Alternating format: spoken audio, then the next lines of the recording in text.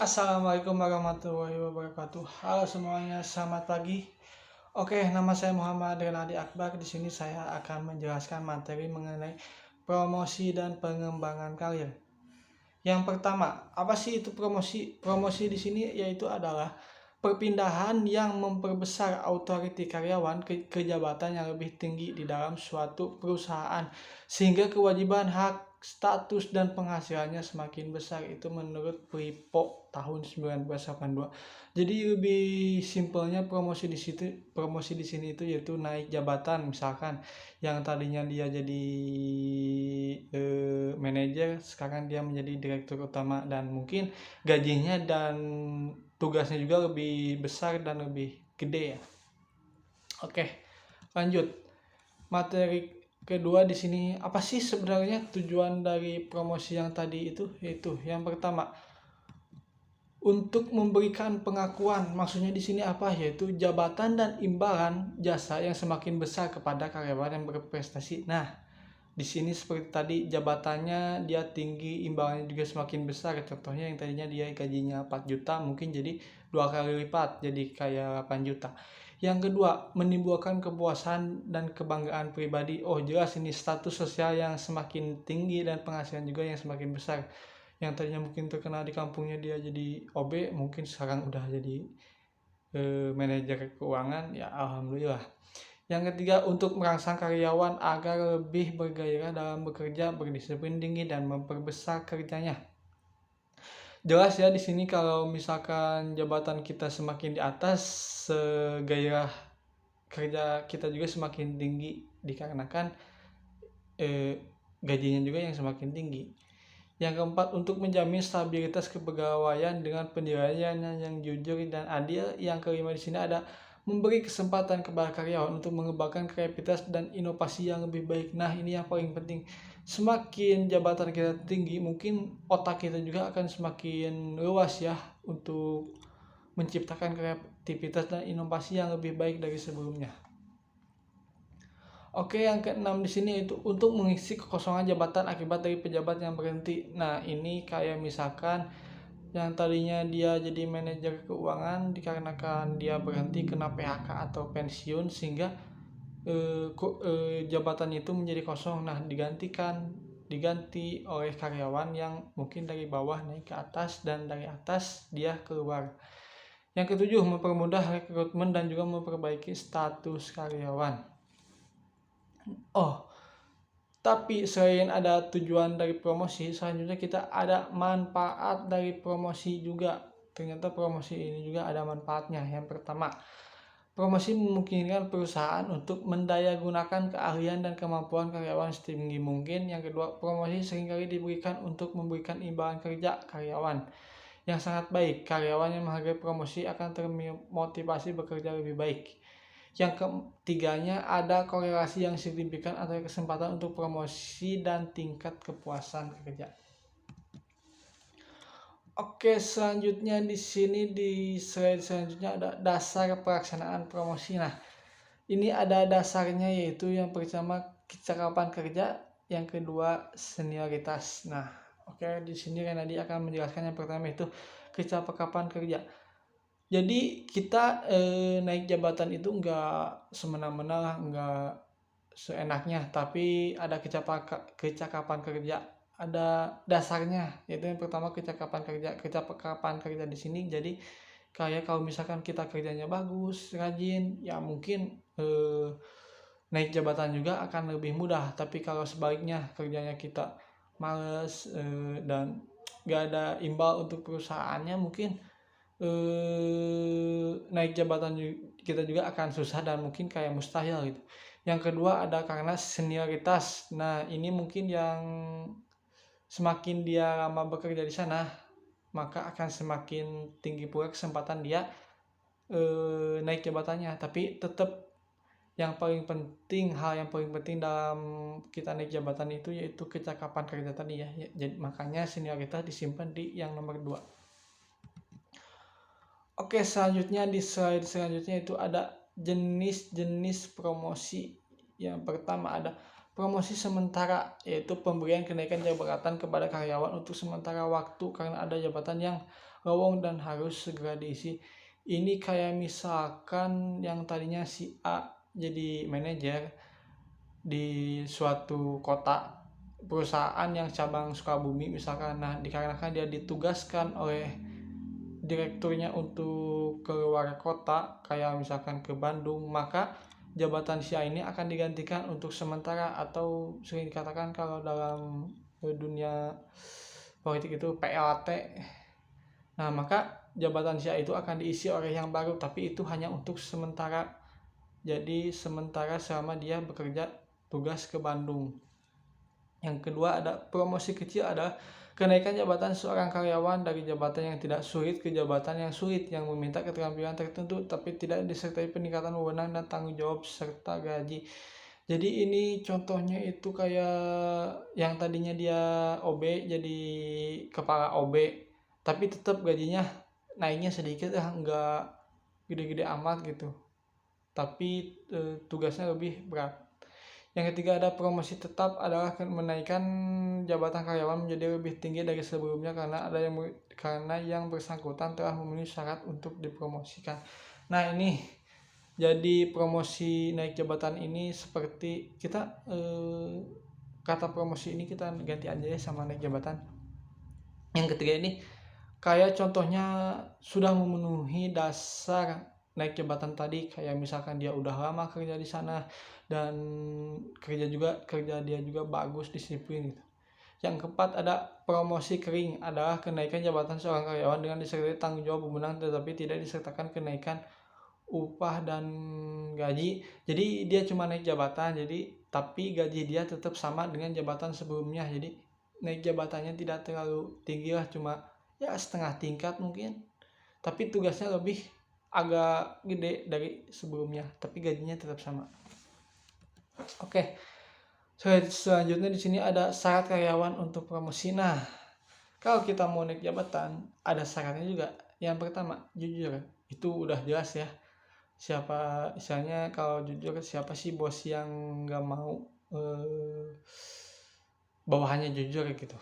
Yang kedua disiplin ini kalau misalkan kita berangkat kerja gak boleh kesiangan, terus kalau disuruh tugas ini harus berjam segini gak boleh telat, itu namanya disiplin. Yang ketiga prestasi kerja dia bagus.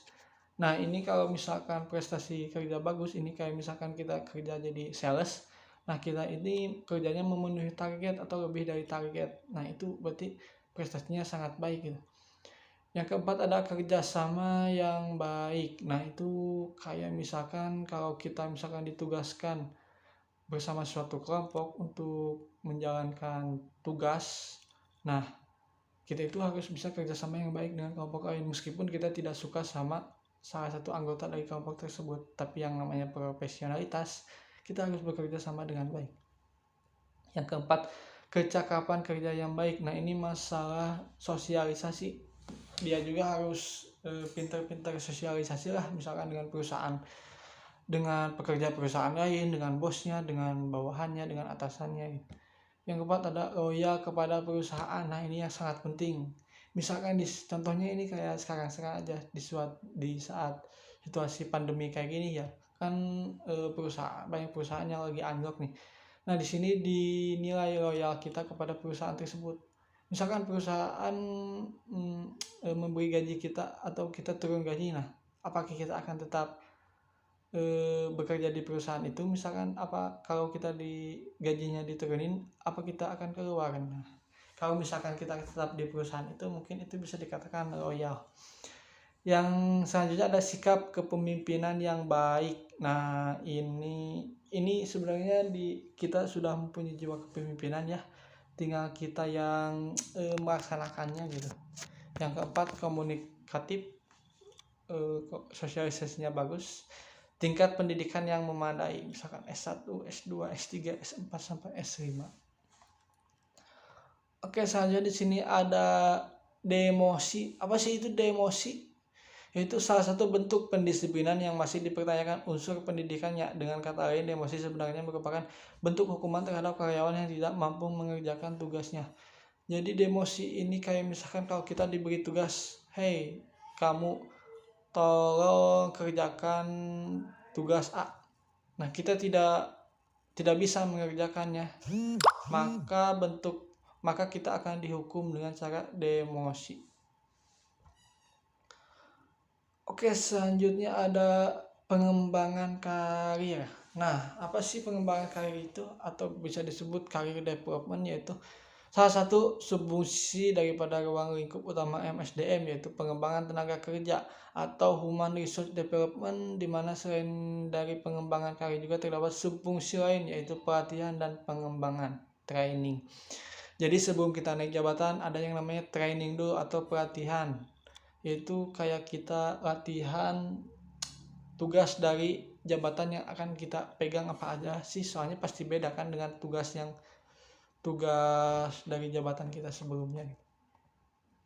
Selanjutnya ada tahapan perkembangan karir. Nah, ini ada tahapannya atau dasarnya yang tadi berarti masuk ke senioritasnya. Yang pertama, tahapan pertumbuhan, yaitu 0 sampai 14 tahun. Yang kedua, tahapan eksplorasi, yaitu 15 sampai 24 tahun. Yang ketiga, tahap pembentukan 45 sampai 64 tahun. Yang keempat, tahap kemunduran atau decline di atas 65 tahun. Apakah ini maksudnya saya jelaskan aja ya, gak apa-apa lama juga. Jadi ini kayak pertumbuhan fisik dan psikologisnya ya, tiap tahun, tiap umur, tiap usia itu beda. Kayak misalkan 0 sampai 14 tahun itu pertumbuhan fisik dan psikologis. Jadi pada tahap itu mulai membentuk sikap, mekanisme tingkah laku yang kemudian akan menjadi penting dalam konsep dirinya. 15 sampai 24 tahun di sini dimulai sejak individu menyadari bahwa pekerjaan merupakan suatu aspek dari kehidupan manusia. Intinya ini kita udah tahu uang lah ya. Oke, langsung ke program pengembangan karir. Ada fasenya di sini, yaitu ada 3 fase. Yang pertama, fase perencanaan, yaitu aktivitas menyelaraskan rancangan kerja dan rancangan organisasi mengenai pengembangan karir di lingkungannya. Yang kedua, ada fase pengarahan, yaitu membantu para pekerja agar mampu mewujudkan perencanaan menjadi kenyataan, yakni dengan mematapkan tipe karir yang diinginkannya dan mengatur langkah-langkah yang harus ditempuh untuk mewujudkannya. Jadi setelah tadi direncanain, lalu kita diarahin ini mau dibawa kemana nih perencanaan yang tadi. Lalu setelah itu kita kembangkan rencana yang tadi, yaitu tenggat waktu yang diperlukan pekerja untuk memenuhi persyaratan yang memungkinkan melakukan gerak dari suatu posisi ke posisi lain yang menginginkannya. Oke, yang selanjutnya ada model pengembangan karir. Yang pertama di sini ada model siklus hidup, yaitu life scale model, yaitu maksudnya pengembangan karir yang sifatnya pasti. Ini udah pasti kita dapat nih. Seorang akan berpindah pekerjaannya melalui perbedaan tahap karir. Dalam model ini peran organisasi sangat besar dalam menentukan karir seorang. Jadi ini kayak misalkan kita di suatu perusahaan aktif di organisasi, kayak misalkan komunitas buruh Indonesia. Nah, kalau kita aktif di sana, istilahnya perusahaan juga akan melihat kita dan itu bisa membantu sedikit kita untuk naik ke jabatan selanjutnya.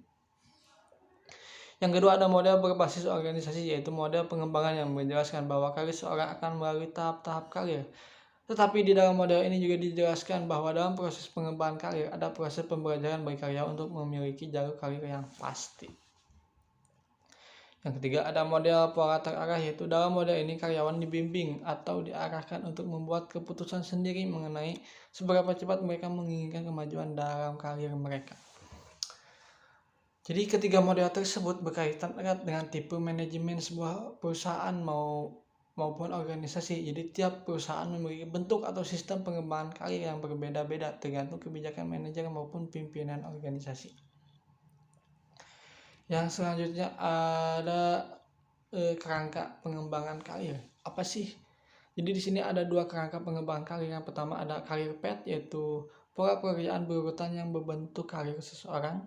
Yang kedua, sasaran karir atau karir goal, posisi di waktu yang akan datang di mana seseorang berjuang untuk mencapainya sebagai bagian dari karirnya. Oke, selanjutnya di sini ada faktor yang mempengaruhi pengembangan karir, atau faktor apa sih supaya kita cepat naik jabatan? Yang pertama, hubungan pegawai dan organisasi. Jelas, itu dalam suatu ideal pegawai organisasi berada dalam hubungan yang sangat menguntungkan. Dalam keadaan ideal ini, baik pegawai maupun organisasi dapat mencapai produktivitas yang tinggi.